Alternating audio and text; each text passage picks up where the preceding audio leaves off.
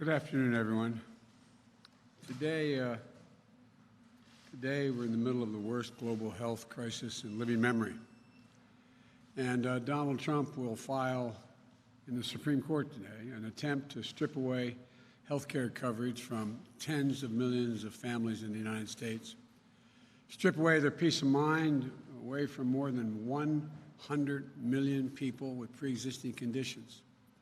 If he succeeds, more than 23 million Americans will lose their coverage overnight, including nearly 1 million Pennsylvanians. Insurers could once again discriminate or deny services or drop coverage for people living with pre-existing conditions like asthma, diabetes, cancer, and so much more. Perhaps most cruelly of all, if Donald Trump has his way, those who have complications from COVID-19 could become the new pre-existing conditions. Some survivors will experience lasting health impacts like lung scarring and heart damage. And if Donald Trump prevails in court, insurers would be allowed once again to strip away coverage, jack up premiums, simply because of the battle they survived fighting coronavirus. Those survivors, having struggled and won their fight of their lives, would have their peace of mind stolen at that moment they needed it most. They would live their lives caught in a vice between Donald Trump's twin legacies: his failure to protect the American people from the coronavirus and his heartless crusade to take health care protections away from American families.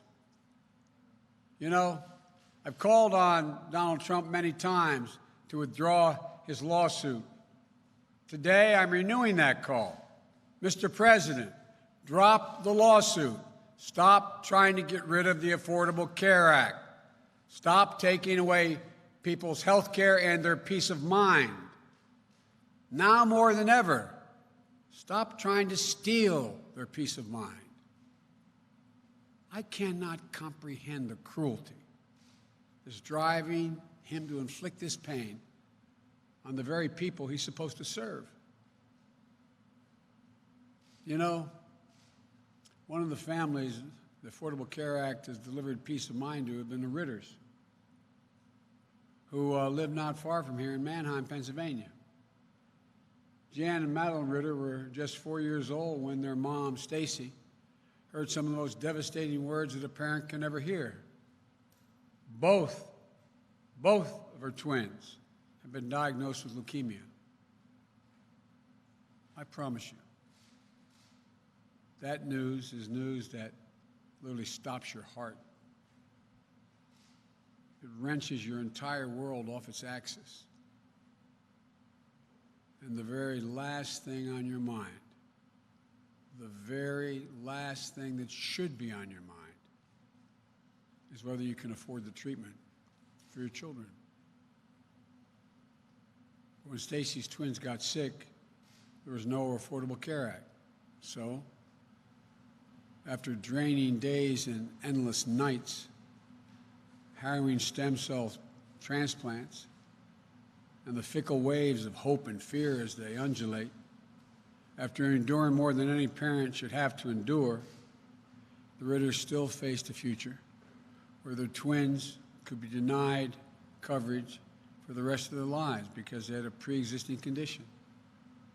The Affordable Care Act was created to put a stop to that inhumanity, to ensure that people like Stacy, thrust into the worst nightmare of their lives, could focus on the fight that matters to save their children. Stacy's twins won their fight. They beat cancer. And now they're 22 years of age. Jan is studying early education at Elizabethtown College.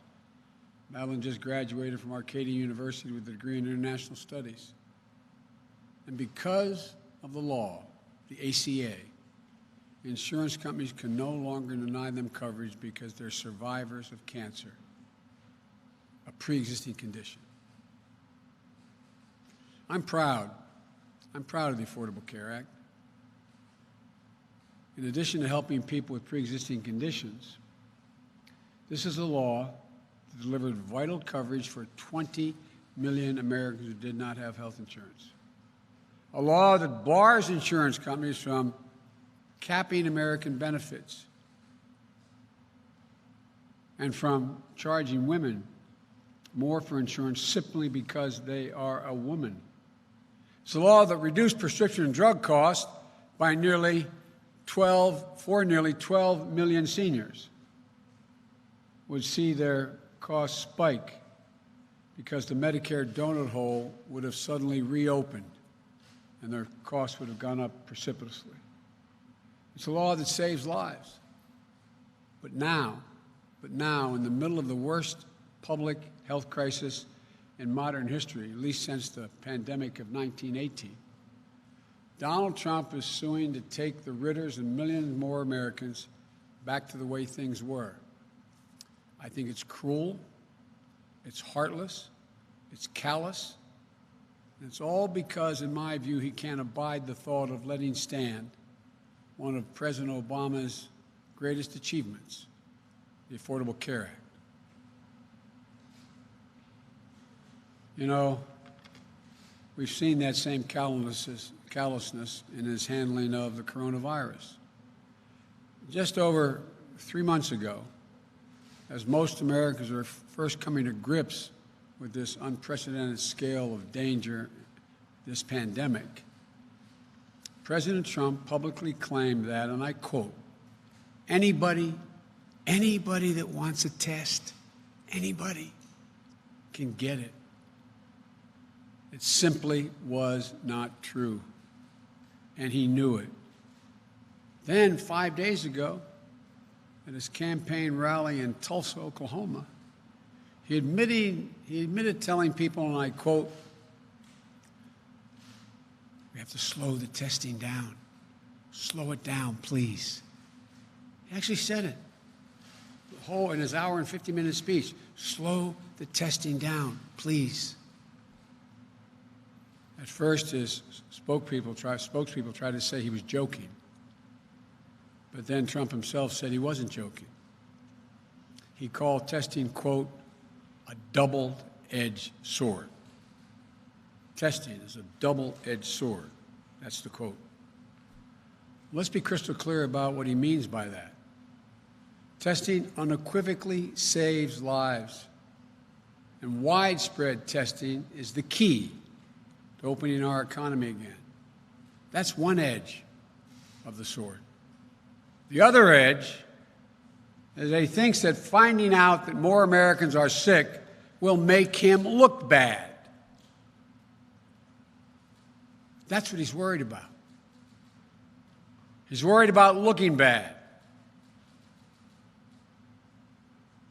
Well, Donald Trump needs to stop caring about how he looks and start caring about what is happening to the rest of America. The number of cases is increasing in 29 states. We're going to be dealing with this for a long time. Trump can't wish it away. He can't bend it to meet his political wishes.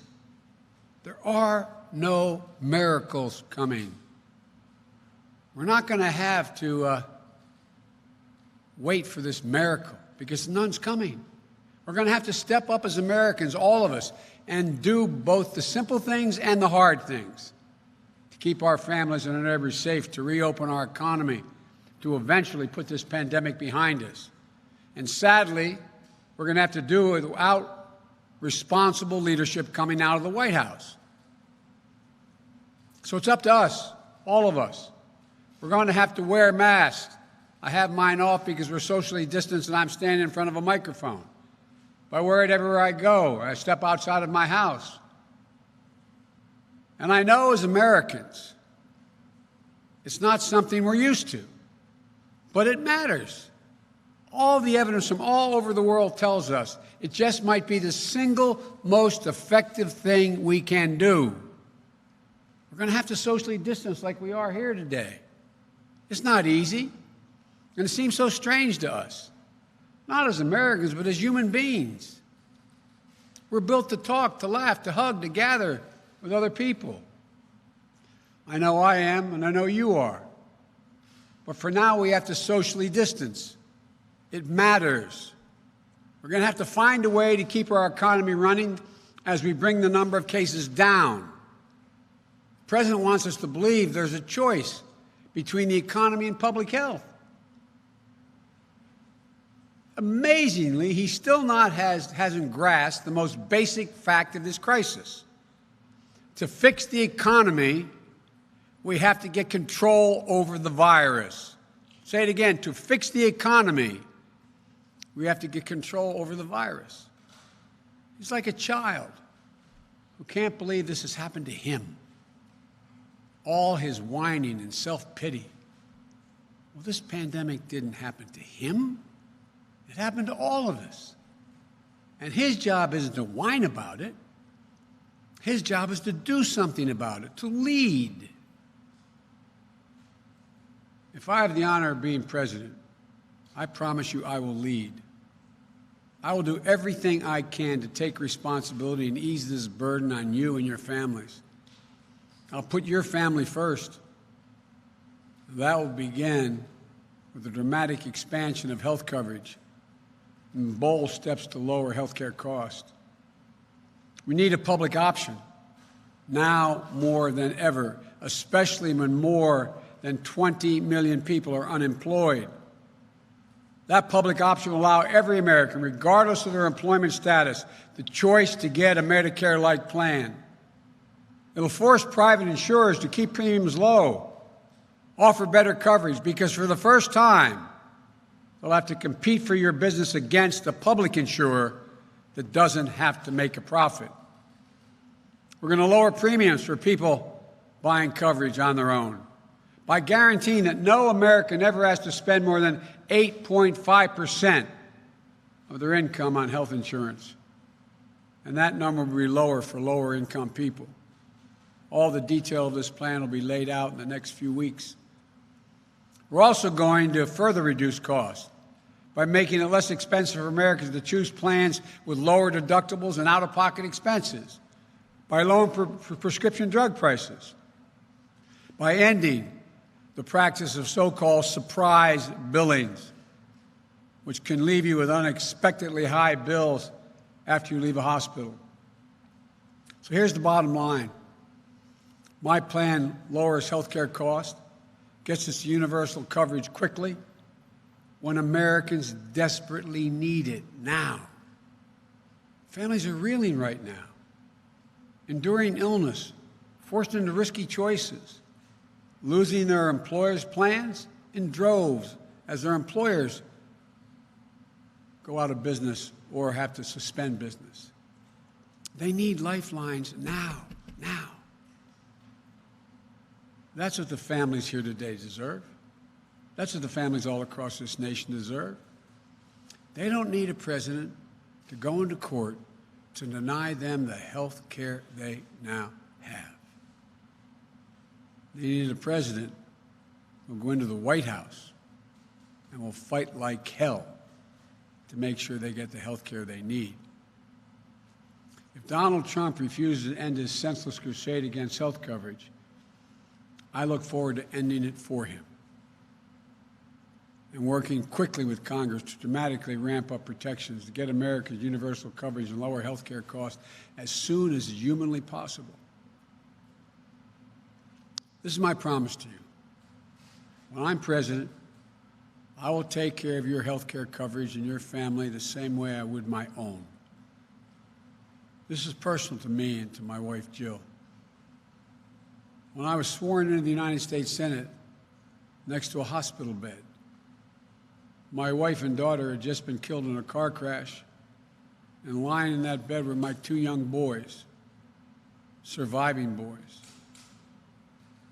And I couldn't have imagined what it would have been like if we hadn't had health care we needed, and needed immediately. 40 years later, one of those little boys, my grown son, Beau Biden, after having been the Attorney General and coming back from Iraq for a year, had contracted a fatal cancer. The question wasn't whether or not he could survive it. The question was how long he would have to live, how many months. I remember sitting in that hospital, Walter Reed, with my two other children, Hunter and Ashley, and Jill and his wife and his two children, holding his hands. And I remember thinking, and I give you my word to this, what in the hell would I do if the insurance company was allowed to do what they could have done before the Affordable Health Care Act? Come in and say, you've run out of time. You've run out of your coverage.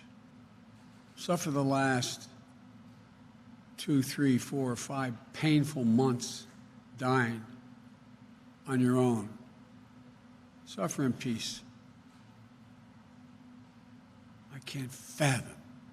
I cannot fathom a parent having to go through that, which is exactly what happened to many families before the Affordable Care Act. So, Amy, I understand. When I say I'll take care of your health care coverage the same way I take care of my family, there is nothing I take more seriously. That's my promise to Stacy and Victoria and Amy and to every American. That's what the presidency is. The presidency is a duty to care. A duty to care for everyone, not just who voted for you, but to care for everyone, for all of us. And no trust is more sacred, no responsibility more solemn, no purpose more fundamental than for a president to do absolutely everything that he or she can do to protect American lives. So I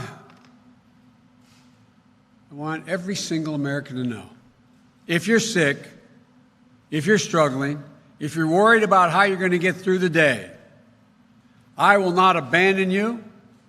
I will not leave you to face these challenges alone. And we're going to get through this together. We're going to build a healthcare system. We're going to build on it. We're going to build our economy, our country, back to better than it was before this god-awful crisis.